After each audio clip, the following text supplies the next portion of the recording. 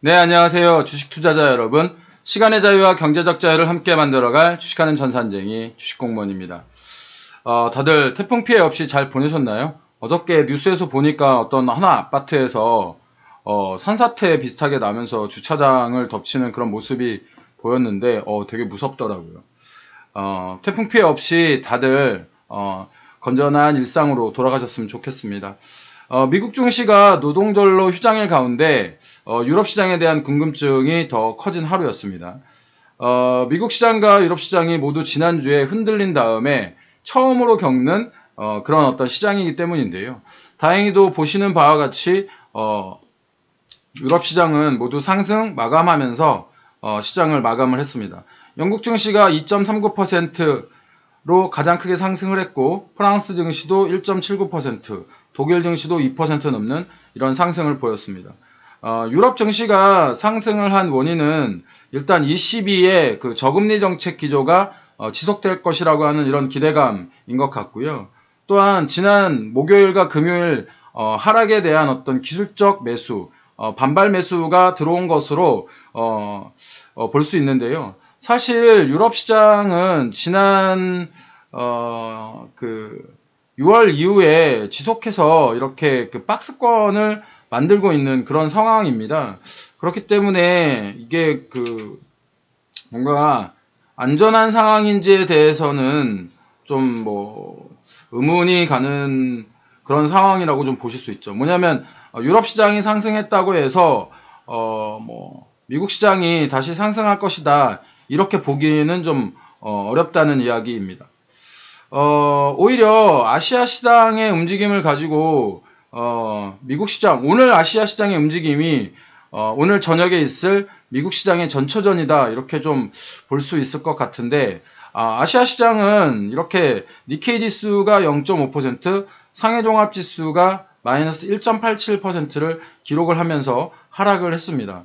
일단 니케이 지수가 뭐 0.5% 하락이기 때문에 아주 큰 하락이라고 보기에는 어렵지만 우리나라 시장은 어저께 상승을 했는데 이 니케이 지수와 상해종합 지수가 이렇게 하락을 한 것에 대해서는 좀 원인을 확인해 보실 필요가 있습니다. 일본 시장은 지난 주말 미국의 나스닥의 어떤 빅테크 주식들을 움직인 고래가 손정희 회장이라고 하는 이런 사실이 언론을 통해서 밝혀지면서 투자자들의 센티멘탈적인 부분이 건드려진 것으로 보여집니다. 이 소프트뱅크의 그 콜옵션 매수는 실질적으로 이전까지의 어떤 그 소프트뱅크의 투자 방식과는 많이 다르다는 이야기인데요. 이전까지의 소프트뱅크의 투자 방식은 저평가된 아니면 스타트업 기업들을 진짜 싼 가격에 사 모았다가 이 주식들이 대박을 터뜨리는 이런 어떤 상황이었습니다. 대표적인 경우에 이제 알리바바가 이제 그런 경우이고요. 우리나라의 쿠팡에도 굉장히 많은 돈을 투자하기로 유명한 회사입니다. 그런데 이 소프트뱅크의 비전 펀드가 굉장히 큰 손실을 거두었다라고 하는 그런 뉴스를 전해드린 적이 있죠. 이 비전 펀드가 아무래도 이렇게 그 큰 손실을 거두다 보니 빨리 회복을 해야겠다는 생각이 든 것으로 보입니다. 그렇기 때문에 지금 한창 막 오르고 있는 빅테크 기업들의 콜옵션에 엄청난 돈을 투자를 했고 이 콜옵션에 투자한 돈이 빅테크 기업들이 빠지면 큰 손해를 볼 수 있기 때문에 안 그래도 지금 현재 미국의 빅테크 기업들이 오른 것에 대한 불안감을 느끼고 있는 투자자들이 있는 가운데 임의적인 투자에 의한 상승이라고 하는 이런 점에서 강한 매도세가 나올 수밖에 없다라고 하는 이런 경계감이 든 겁니다. 그런 이유로 니케이 지수는 마이너스 0.5%에 불과했지만 이 소프트뱅크의 주식은 마이너스 7.15%를 기록을 하면서 큰 폭의 하락을 보였습니다. 이외에 일본 주식들은 미국의 실업률 하락 소식에 경기 민감주들에 대한 어떤 그 반발 매수세가 들어와서 실질적으로 니케이 지수는 어저께 0.5% 하락. 그러니까 이 소프트뱅크의 큰 하락에도 불구하고 다소 선방한 그런 모습을 보였다는 겁니다. 또한 이 중국은 일본보다 훨씬 더 큰 하락을 보였는데 이 하락의 그 이유에는 상해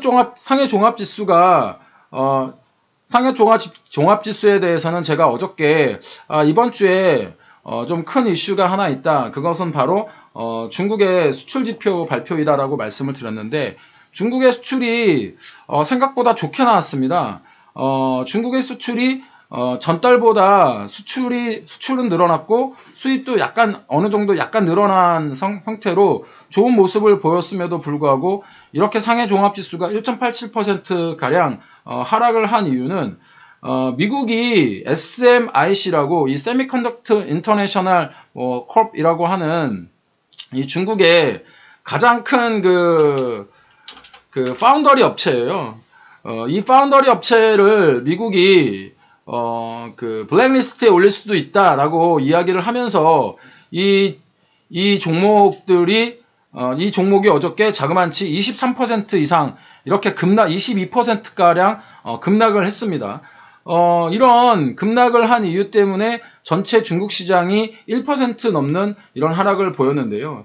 이 SMIC에 대해서 여러분들 이제 초보 투자자분들은 잘 모르실 텐데 아시는 분들은 물론 아시겠죠.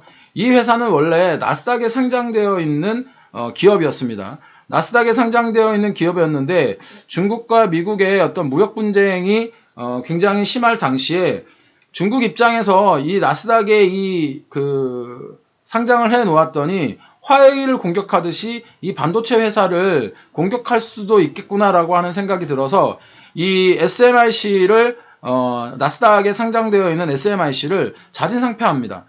상장 폐지를 하게 되면 자금의 유입이 어려워지는데 이 SMIC를 나스닥에 자진 상폐를 하고 중국 시장에 상장을 하는 겁니다. 그래서 실제로 이 SMIC 같은 경우에는 중국에 상장 폐지를 한 이후에 미국에서 상장 폐지를 한 이후에 중국에서 엄청난 상장을 해서 돈을 끌어모아서 이 중국이 이 미국의 견제를 피하는 어떤 반도체 굴기를 할 수 있는 그런 어떤 그 모멘텀을 만들었다라고 하는 평가를 받은 회사입니다. 그런데 이런 회사를 지금 이번에 블랙리스트 지정 공격을 미국이 하겠다고 하니 사실 이 종목이 외국인 투자자들이 많은 종목인데 그래서 그 불안감 때문에 어저께 23%가량 이렇게 급락을 한 것입니다.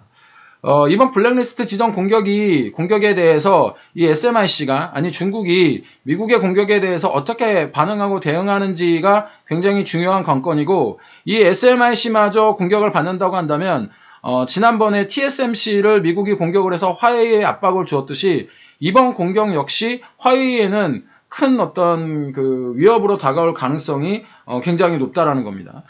어제 우리나라 증시 같은 경우에는 개인 투자자들이 5,483억을 순매수를 하면서 기관 투자자들과 외국인 투자자들의 순매도를 극복하고 있는 그런 모습을 보이고 있습니다. 개인들의 주가를 방어하는 모습은 투자예탁금에서 이제 찾아볼 수 있는데 어제 우리나라 시장에서 투자예탁금이 카카오 게임즈의 공모 청약 이후에 좀 빠졌다 이렇게 말씀을 드렸는데 이게 하루 늦습니다. 네이버 같은 경우는 지금 이렇게 하루 늦는데 실제로 제가 보는 어떤 자료에 의하면 이 자료가 이렇게 밑으로 내려왔다가 다시 고점을 63조 원을 돌파하는 그런 모습을 보이고 있습니다. 이런 어떤 카카오 게임즈 청약으로 빠져나갔던 돈이 하락한 증시의 저가 매수 기회다라고 생각을 해서 다시 들어온 것으로 보입니다. 다만 네이버와 카카오 같은 종목들은 지금 현재 개인 투자자들이 굉장히 많이 매수를 하고 계시는데 이 종목이 어저께도 좀 이렇게 빠졌죠. 고점에서 이렇게 내려온 모습을 보이고 있는데 기관 투자자들과 외국인 투자자들은 차익 실현을 하고 있는 상태이고요. 개인 투자자들은 저가 매수를 하고 있는데 사실은 이런 종목들에 대해서 네이버나 카카오 같은 경우에는 저가 매수를 바로 하시기보다는 미국 시장을 한번 확인하신 후에 하시는 것도 늦지 않을 거라고 생각이 듭니다. 우리나라 시장은 우리나라 자체의 변수보다는 해외 변수의 영향을 많이 받는 시장이기 때문에 미국 시장의 빅테크 종목들이 하락을 한다고 한다면 그동안 많이 올랐던 카카오와 네이버도 실질적으로 좀 영향을 받을 가능성이 매우 큽니다. 그리고 바이러스 상황도 지금 현재 바이러스 상황이 점차 이렇게 하락하고 있는, 좀 하락이라기보다 좀 완화되고 있는 그런 추세를 보이고 있기 때문에 단기간에 어떤 쏠림 현상은 일어나지 않을 것이라 이렇게 생각이 드는 겁니다. 우리나라 시장도 빅테크 기업들에 몰렸던 어떤 자금들이 업종 전체로 내려가는 모습들을 지금 현재 보이고 있습니다. 특히 삼성전자와 SK 하이닉스에 대해서 제가 굉장히 여러 번 말씀을 드리고 있는데, 삼성전자와 SK 하이닉스 중에 어떤 종목을 투자해야 될지 고민하고 있는 분들은, 물론 제 시황을 계속해서 보셨던 분들은 그런 고민을 안 하시겠지만, 제 이 방송을 처음 보시거나 처음 접하는 분들은 SK 하이닉스보다는 삼성전자에 대해서 좀 더 좋은 점수를 주고 있다, 라는 말씀을 드리고 있습니다. 어저께에도 이 버라이즌, 그러니까 미국의 통신사죠. 이 통신사에 삼성전자가 약 8조 원 정도의 어떤 그 매출 계약을 맺었는데, 이 계약이 삼성전자의 전체 1년 매출의 약 3% 정도 되는 굉장히 큰 규모입니다. 이런 그 계약에서 보셨다시피 삼성전자는 SK 하이닉스에 비해서 굉장히 다양한 채널의 수익 모델을 가지고 있기 때문에 이 삼성전자의 손을 들어주고 싶습니다. 이 견해는 지난 6월, 7월, 8월, 그리고 지금 현재 9월 달인 지금도 변하지 않고 있습니다. 제 시황이 여러분들의 투자에 어떤 인사이트를 주길 바라면서 오늘 시황 마무리하도록 하겠습니다. 시장 어렵지만 잘 살아남으시고요. 주식공무원도 도와드리도록 하겠습니다. 주식공무원의 시황 마음에 드셨다면 추천, 구독, 좋아요, 알람 설정까지 부탁드리고요. 여러분들의 좋은 말씀 한 말씀은 주식공무원이 컨텐츠를 만드는데 아주 정말 이따시만한 큰 도움이 됩니다. 그러니까 추천, 구독, 좋아요, 알람 설정, 딸랑딸랑 알람 설정 부탁드리고요.